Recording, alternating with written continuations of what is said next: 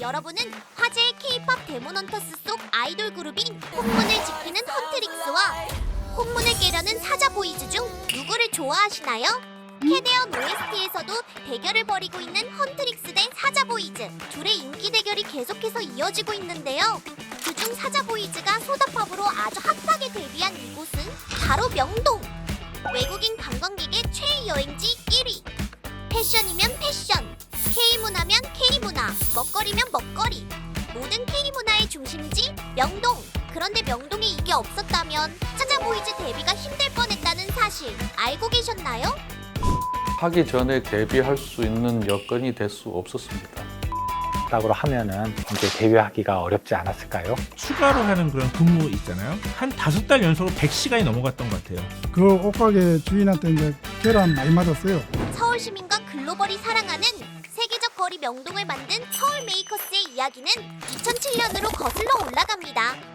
디자인 서울 사업은 두 가지 키워드, 디자인이라는 것과 창이란 두 가지 키워드를 시정의 핵심 키워드로 내세우고 25개 자치구의 매력적인 그런 거리를 조성하는 그런 사업이었습니다. 디자인 서울거리라는 것은 어떤 개념을 가지고 있냐면 토털 디자인의 개념을 가지고 있습니다. 거리가 아름답다는 것은 건축물도 멋져야 되고요. 거기에 붙어 있는 간판, 가로수, 그다음에 시설물, 바닥 어떤 포장지라든가 이런 것들도 매력적이어야 되고요. 정말 거기에는 굉장히 많은 그 기관들이 그 연결되어 있는 것들이 있는데 이것을 어떻게 조화롭게 토털 디자인의 개념을 가지고 하느냐, 이런 것들이 그 당시에 이제 가장 중요한 개념이었습니다. 디자인 서울 거리 사업은 4가지 전략을 기반으로 2007년부터 2010년까지 25개의 서울 거리를 선정해 진행한 사업입니다. 지금은 우리에게 익숙한 공공 디자인. 하지만 처음 디자인 서울 거리 사업을 시작했을 땐 공공 디자인이라는 개념이 생소했다는데요. 가장 큰 애로사항은 당시 이 디자인이라는 키워드를 일반 행정의 분야에 적용하는 것이 매우 어려웠습니다. 이 새로운 시도였거든요. 그러니까 디자인은 그 당시만 하더라도 사적인 영역이다. 왜냐하면 공공에서는 무조건 싸고 저렴한 걸 갖다 해야 된다, 그런 게 굉장히 셌기 때문에 디자인 서울 거리를 통해서 이제 디자인에 대한 인식이 많이 바뀌었죠. 이제 우리 서울도 디자인에 주목을 해야 합니다. 창의적인 디자인으로 서울의 브랜드 가치를 높이고 그것을 성장 동력으로 해서 우리의 경제를 다시 되살려 내야 합니다. 전국에서 처음 시도한 공공 디자인 사업인 디자인 서울 거리. 이제는 모두 공공 디자인의 중요성을 알고 우리에게 익숙한 개념이 되었습니다. 하나부터 10까지 모든 것이 처음인 사업을 하면서 힘든 점이 아주 많았을 것 같은데요. 그 당시에 제가 추가로 하는 그런 근무 있잖아요. 한 5달 연속으로 100시간이 넘어갔던 것 같아요. 집에 많이 못 들어갔어요. 그래서 찜질방에서 많이 잤어요. 주말이 사실은 없었습니다. 지금은 이제 블라인드도 있고 막 그래서 그런 거 하면 아마 직원들이 절대 가만 안 있었을 텐데 토요일 날 나와서 이제 일을 하다 보면 점심 같은 걸 이제 간단하게 먹어야 되니까 보통 이제 중국집 짜장면 같은 거 이제 시켜다 먹는데요. 그래서 요즘 짜장면을 제가 안 먹습니다. 하도 짜장면을 많이 먹어 질려가지고. 처음에 이제 옷가게인데요. 그 옷가게 주인한테 이제 계란 많이 맞았어요. 가게 앞에 내놓는 입간판. 그래서 이거 내 치워야 되는데 싣고 간다 그러니까 가만히 이렇게 보고 있다가 갑자기 그냥 계란을 쭉 던져가지고 계란 한 번 던진 것 같아요. 서울을 관리한다기보다는 서울을 그때는 바꾼다는 개념이거든요.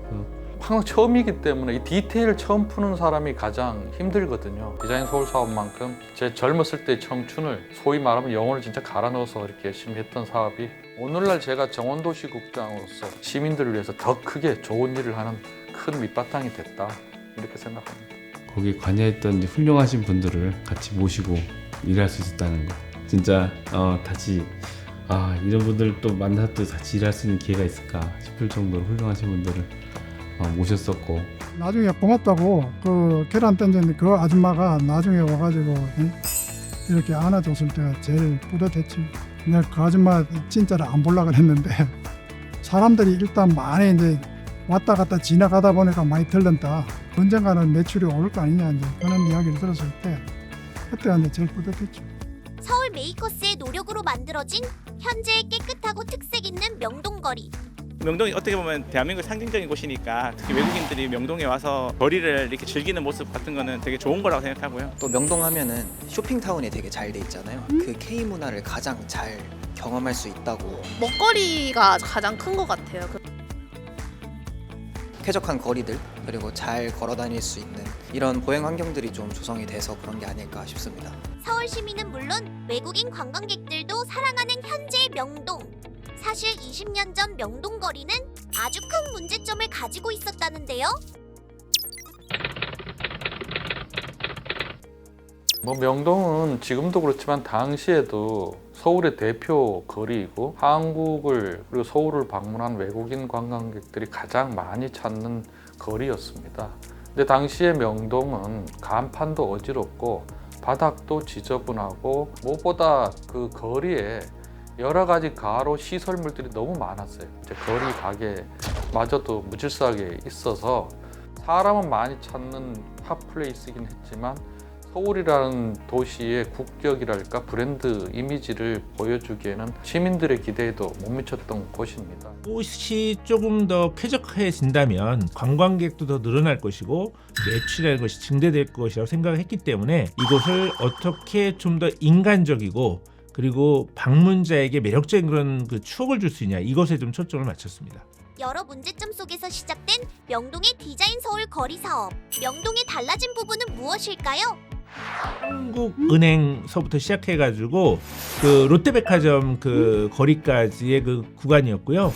그 구간이 이제 사람들이 가장 많이 내리고 지하철에서 이제 올라오는 그런 곳이어서 그 구간을 먼저 이제 정비를 했습니다. 간판이 너무 난립이 돼 있었어요. 눈이 상당히 어지럽습니다. 거기 가면. 일단 판형 간판들은 너무 색채가 강하고 너무 환하기 때문에 간판에서 쓰지 말아야 될 색들을 갖다 저희가 굉장히 많이 교육을 했고 업종에 맞게 저희가 색채를 갖다가 정비하는 그런 사업들을 굉장히 진행을 했었고요. 그리고 글자 위주로 이제 간판을 만들면서 조금 더 그 건축물의 그 모습들이 좀 매력적으로 보이게 하는 것, 이런 것들 굉장히 신경을 많이 썼습니다.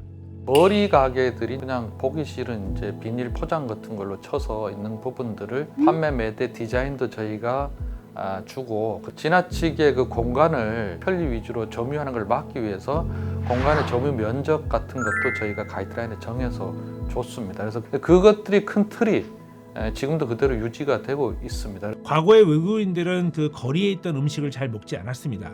근데 그러한 그 가판대들이 정말로 이렇게 정비가 되고 음식이 깨끗하게 처리되는 그런 과정이 보이니까 이제 외국인들이 사 먹기 시작한 거거든요.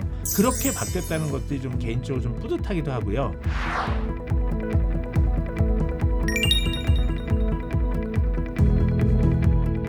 깔끔하고 안전한 먹거리 천국 명동으로 놀러오세요.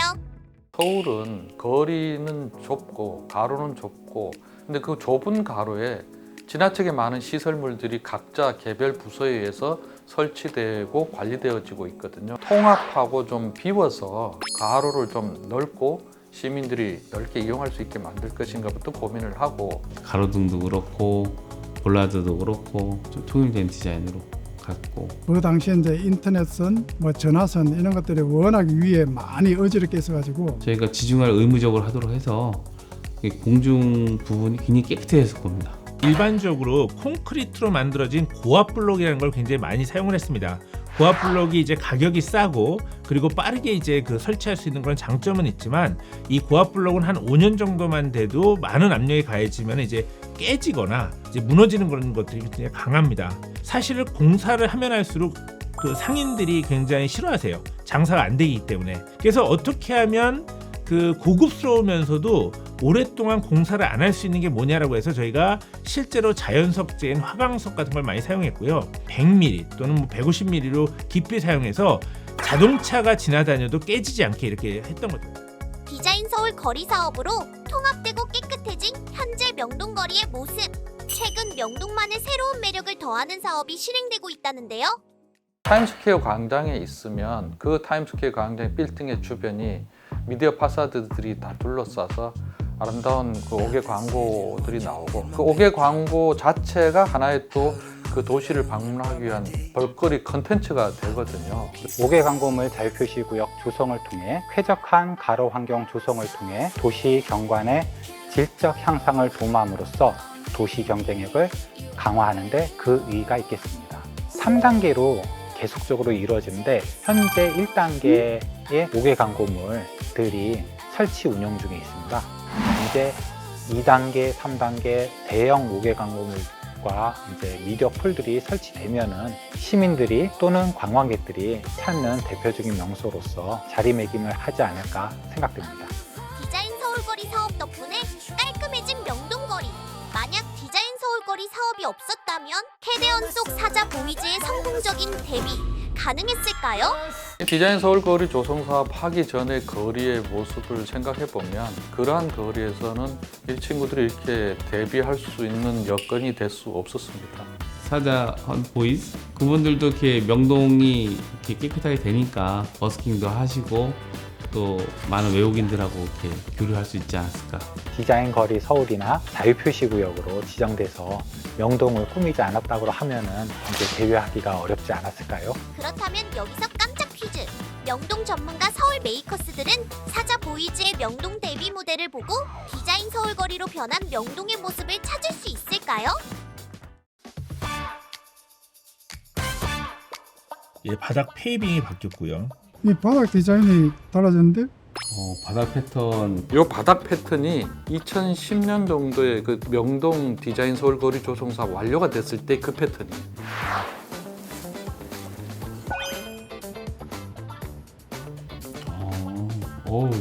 진짜 그 저기 뜨는 보이지 않네. 뒤에 보면 이제 간판이나 이제 이런 부분들이 깔끔하게 정비되고 시인성이 되게 높게 정비가 되어 있어요. 그래서 그다음에 볼라드도 바뀌었고 그 가판대가 바뀌었네요. 일단 차 없는 거리도 굉장히 중요한데 차 없는 거리도 있네요. 명자라를 위한 퀴즈 종료. 퀴즈를 가장 잘 맞출 자신 있으신가요? 안 될 것 같아요. 명동을 다시 한번 가서 한번 봐야 될 것 같습니다. 디자인을 전공했기 때문에 이제 관찰력을 좀 그래도 이제 훈련을 많이 한 사람이어서 아마 변화된 것에 대한 어떤 그 기억들은 제가 제일 많이 가지고 있지 않을까 생각이 좀 드네요. 과연 퀴즈를 가장 많이 맞춘 서울 메이커스는? 명예, 명, 잘, 알 인증합니다. 이 K-팝 데모 헌터스 보면서 저도 참 많이 느끼는데 서울이 되게 아름답고 매력적으로 나오잖아요. 그것의 배경이 이 디자인 서울거리 사업의 결과들이라고 저는 생각을 합니다. 그래서 지금도 명동에 나가면 그 당시에 디자인했던 흔적들이 많이 남아있다는 것이 굉장히 좀 뿌듯하고요. 많이 남아있다는 건 결국은 오래 사용해도 디자인이 좋았다라는 것을 또 반증하는 것 같습니다. 디자인 서울거리 사업으로 깔끔하고 아름답게 변화된 명동거리. 그리고 지금의 명동을 만든 서울 메이커스들의 진심과 노력. 고생한 우리 서울 메이커스들에게 서울 시민분들이 하고 싶은 말이 있다는데요.